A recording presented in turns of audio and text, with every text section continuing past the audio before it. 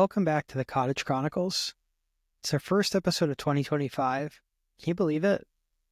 The past year has absolutely flown by, and the past couple episodes have felt admittedly pretty rushed.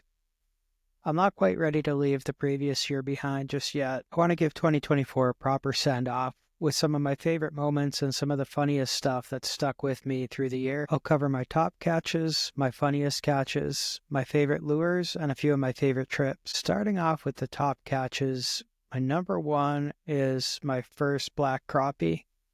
This is a species that isn't rare by any means where I'm from. My dad's caught them. I've seen plenty of other people catch them when I've been out, but I've never targeted them.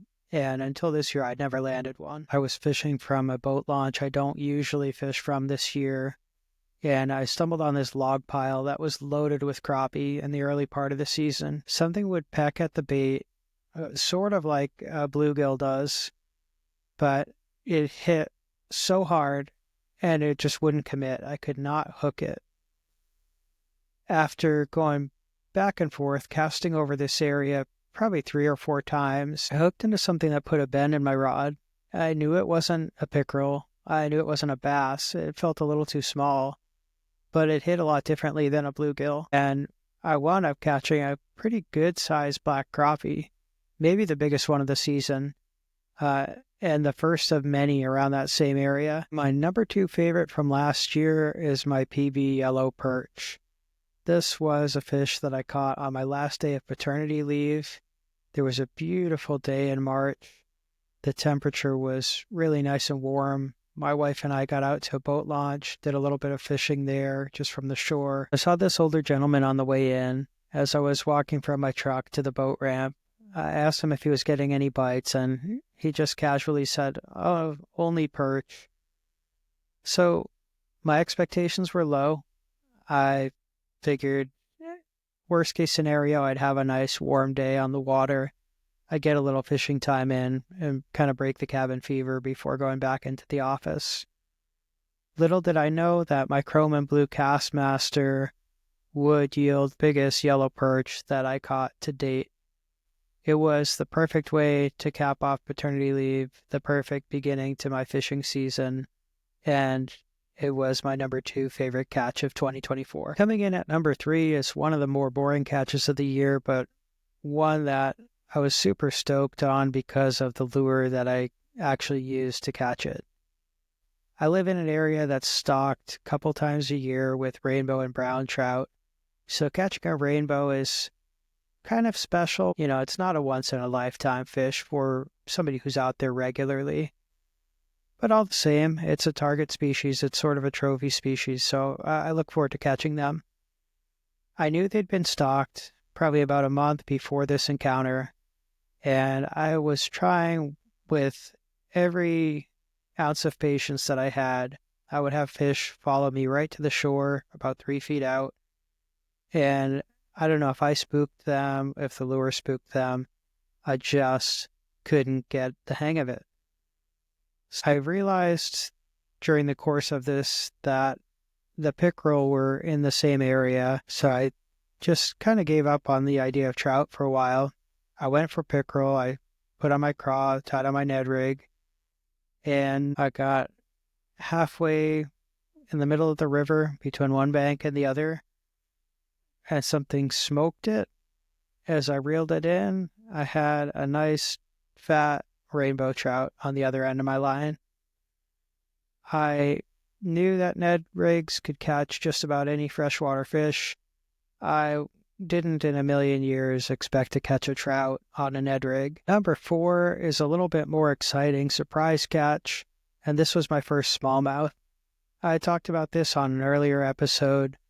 It was actually the same weekend that my dad caught his first smallmouth in a separate location on a separate trip. There's major sentimental value to that catch, but it's also a new species for me, one that I didn't even know was in this river at all.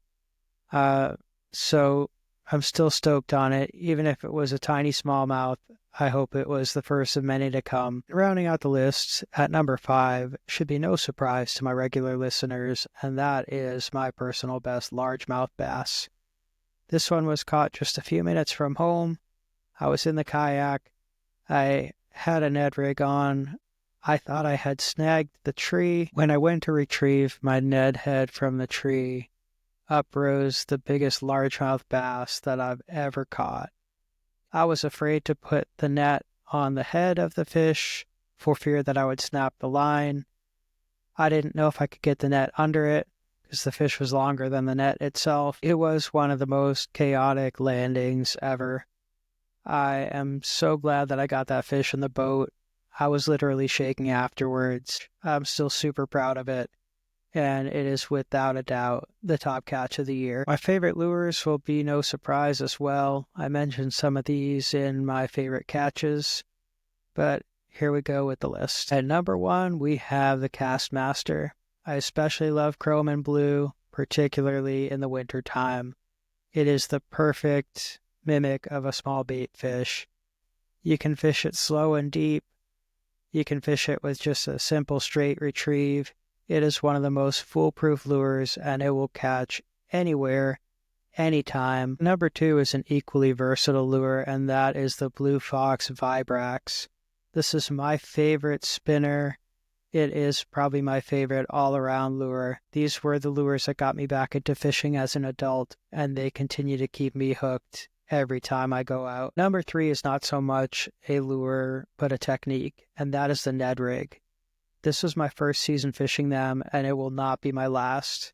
I caught my PB bass on one. I caught almost every species in the river on a Ned rig this summer. They are probably the easiest and most foolproof soft plastics out there, and they are the perfect river lure. Number 4 and 5 are probably going to be surprises unless you've been with me on specific fishing trips. They're not new to me this year, but I've developed kind of a new affinity for them.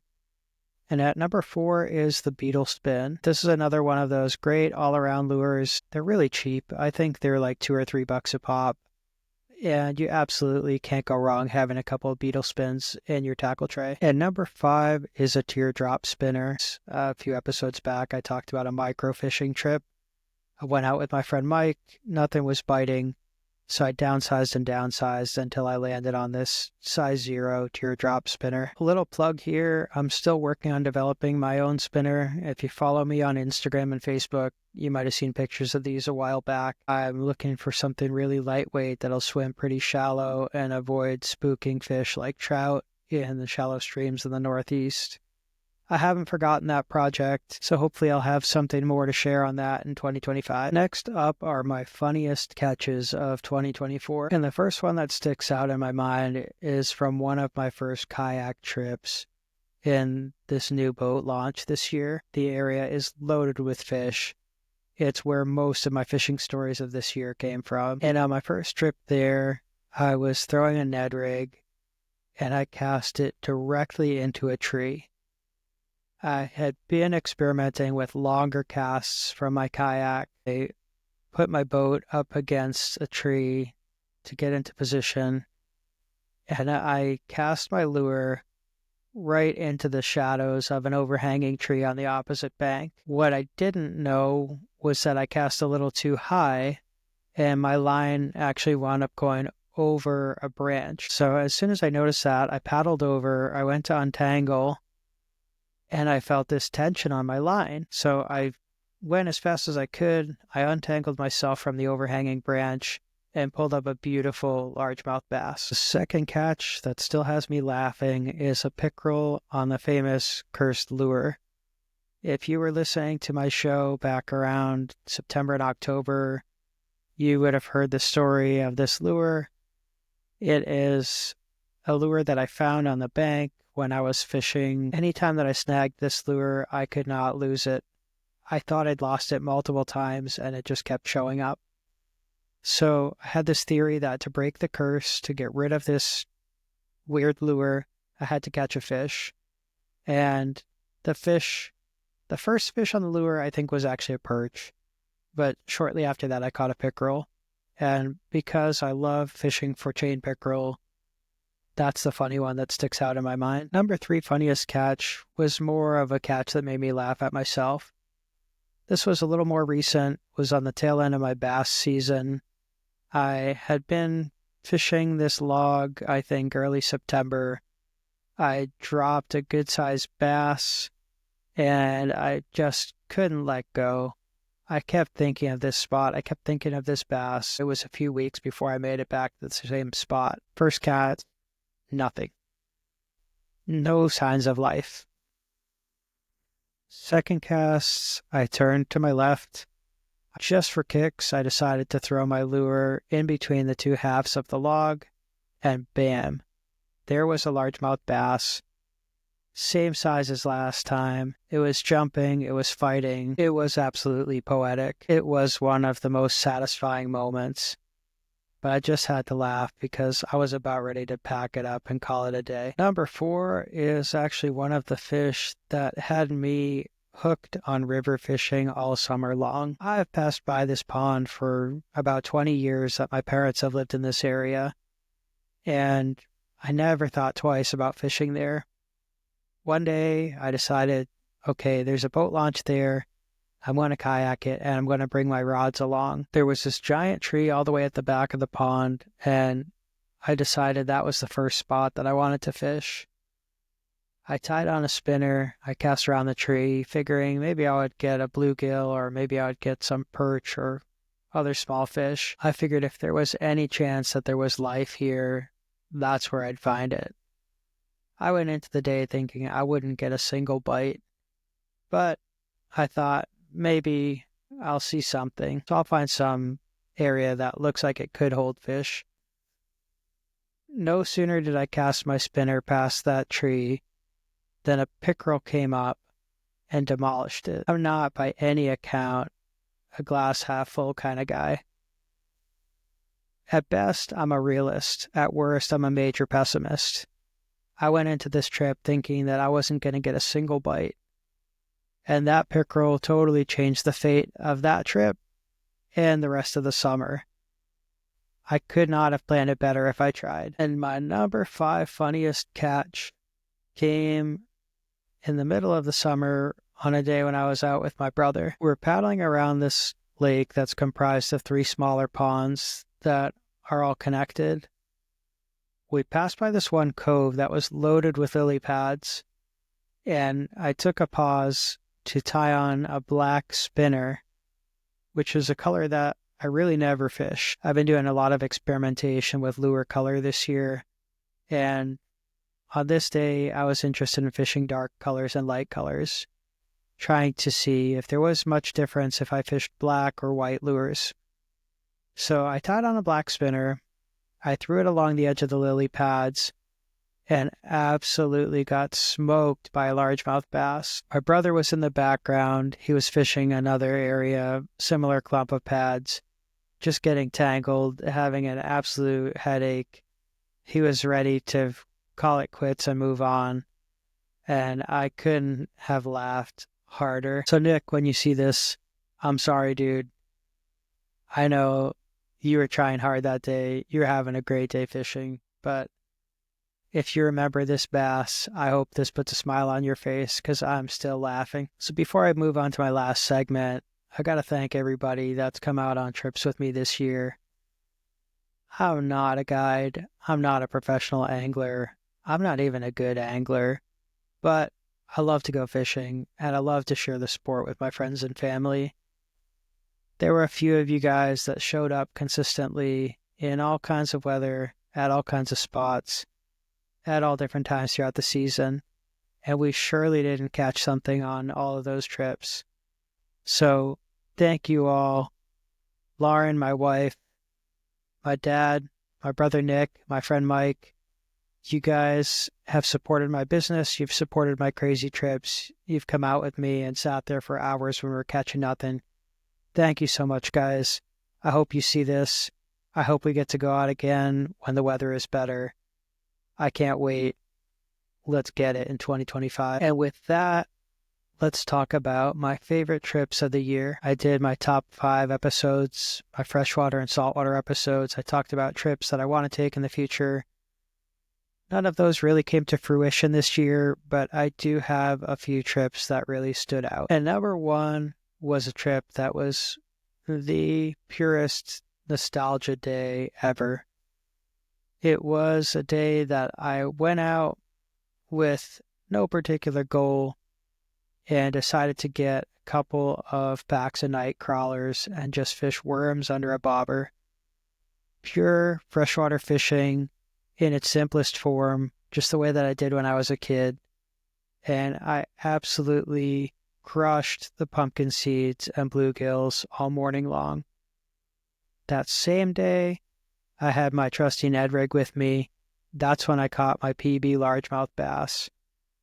I don't think there was a better day fishing this year, and it's something that I cannot wait to do when my son's a little bit older or when I'm introducing some buddies to fishing. I really think that's the cure for fishing boredom. If somebody says fishing is a boring sport, take them out for sunfish, and you'll totally change their mind. I'm absolutely convinced of that. My number 2 favorite trip was early in the season. It was cold out. Nobody was really eager to trek out with me that day. There was a rainstorm coming in, and I decided to put on my rain pants, put on my rain jacket, and get in the kayak. Just sitting there in the rain with nobody else on the lake, peacefully. There were times when I tucked under some overhanging trees and just watched the rain. There were times when I paddled out into the middle of the lake and got absolutely soaked. I'm talking wet right through the rain jacket, right through the Teflon pants, head to toe, soaked. But it was the most relaxing, peaceful, solo fishing adventure of the season. I'm so glad I did it. Number 3 is a recent trip that's near and dear to my heart, and that is the season closer on the boat with my dad. We had 2 boat trips this year. If you haven't listened already, go back a couple episodes. I talk about the family boat. We refurbished it and got it back out on the water this year for the first time in well over a decade. We took it out, I think October or November, when the water was the lowest that I have ever seen. And we went to one of my favorite bass spots. We were so scared of bottoming out. We were scared of the engine stalling, but we finally made it to the far end of the lake.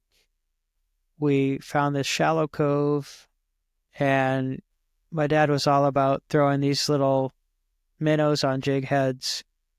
I was still totally fixated on Ned rigs. We parked the boat, and we just cast around into the remaining stem plants for a while. Dad caught a couple of bass, and then we started cruising around the docks on the edges of the pond. We parked by one, I caught a couple more bass, and then we just drifted for a while. We saw bass rising all around us. It was just the most killer fishing day. We didn't get a ton of bass. I think I got 2 and he got 3. It was such a sweet trip. My dad's mostly a saltwater fisherman these days, so it's not often that we get to catch bass together anymore. But that is the fishing that we grew up with.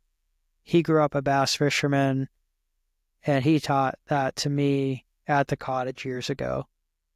So for us to take the family boat from the cottage, go out together and catch bass together, was absolutely one of the top trips of the year, and I will cherish that one forever. I can't wait to get back out on the boat in the springtime, and I just know we're going to catch so many fish this year. Number 4 is another family trip, and that is the trip where I fell in love with the beetle spin. I'd been fishing spinners all day. I don't know, I don't remember why anymore. I wasn't really feeling the Ned rig. As I'm thinking about it, Nick and I were having a competition, and we said whoever was catching the most fish that day was going to pick the beer that we drank that night. So he started the day with a pickerel, and then the game was on. I really couldn't believe it, because normally Nick fishes differently than I do. He doesn't necessarily go all in when it comes to catching bass and pickerel up in the shallows and up in the sketchy stuff. So I got sick of this cove, and we moved way upstream, an area that I don't normally fish. As I got closer and closer to the bend, I saw this big log jam and decided if I was going to lose my last spinner, this was the spot. I took a long cast. I paused. I let the lure descend a little bit, and a largemouth bass came out and smoked it. It was the biggest fish of the day, without question. It helped put some points on the board in our little competition. I carried on with the beetle spin and started casting further and further into the shallows. Again, letting it drop for 1 second, 2 seconds.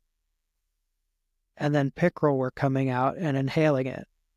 Cast after cast, we were getting these little pickerel way up into the just couple of inches of water. There was hardly even enough time for the beetle spin to start descending before they'd bite it. It was a day of fishing unlike anything else. We didn't catch a ton of other bass that I remember, and we didn't catch a ton of other panfish or other species, but the pickerel bite was on fire.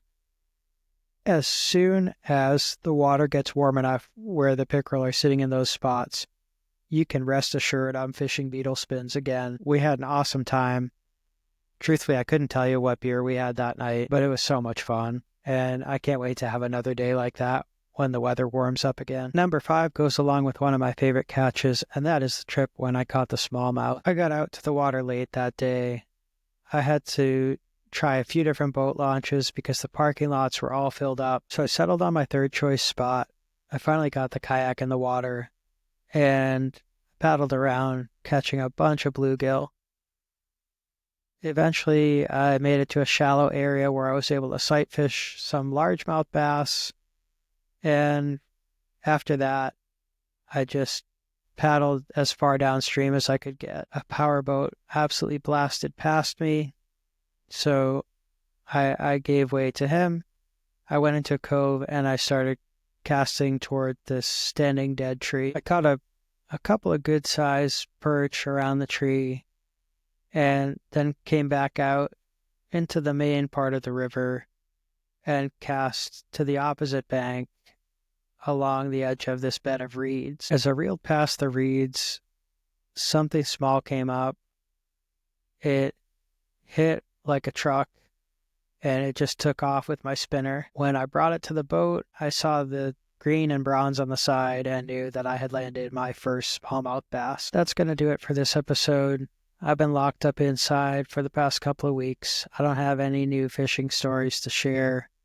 Just wanted to get something out there, check in, say hey, wish everybody a Happy New Year. If you liked the episode, check me out on Instagram, Blue Sky, and Facebook at Nude on Tackle Co. Keep an eye on the blog for more target species teardowns, tips and tutorials, and updates on the business. If you need any fishing gear, check me out at nudeontackleco.shop. If you like the show, you can subscribe on YouTube or Spotify. Leave me a comment and let me know what you'd like to see in a future episode. Till next time, tight lines and happy fishing.